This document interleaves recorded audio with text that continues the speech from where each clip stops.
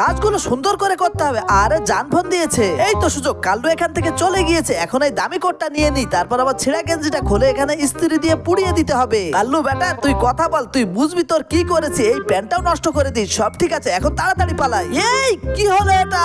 আরে কিভাবে জামা কাপড় গুলো পুড়ে গেল? আমি তো এভাবে থুইনি, কিভাবে কি হলো আমি তো কিছুই বুঝতে পারছি না। আরে এই জামাটাও শেষ হয়ে গিয়েছে, যাই লন্ড্রির দিকে, এখন জামা নিতে হবে। এই এটা কি করলি কাল্লু তুই? আমার দামি কোটটা এভাবে পুড়িয়ে নষ্ট করলি। আরে আমার গেঞ্জিটাও নষ্ট হয়ে গিয়েছে তো। আরে মোটা ভাই এটা দাও, এগুলো তো নেয়াই যাবে না, এগুলো সব ফেলে দেবো। এই তো সব ফেলে দিলাম, এখন দেখি মোটা ভাই কাল্লুকে কি করে। তারপরে কাল্লুর সাথে কি হলো সেটা দেখলে তো তুমিও হাসতে হাসতে শেষ হয়ে যাবে। তার আগে তোমার মা কিন্তু তোমাকে ভালোবেসে তার মোবাইলে মজার মজার ভিডিও দেখতে দেয়। তুমি যদি তোমার মাকে অনেক ভালোবেসে থাকো, মায়ের জন্য অবশ্যই ভিডিওতে লাইক করে চ্যানেলটি সাবস্ক্রাইব করে দিবে এবং এখান থেকে তোমার প্রিয় ফুটবলারকে তার নামটি কমেন্টে অবশ্যই লিখে দেবে। আরে মোটা ভাই তো আমাকে মেরে জামা কাপড় ছিঁড়ে দিয়েছে।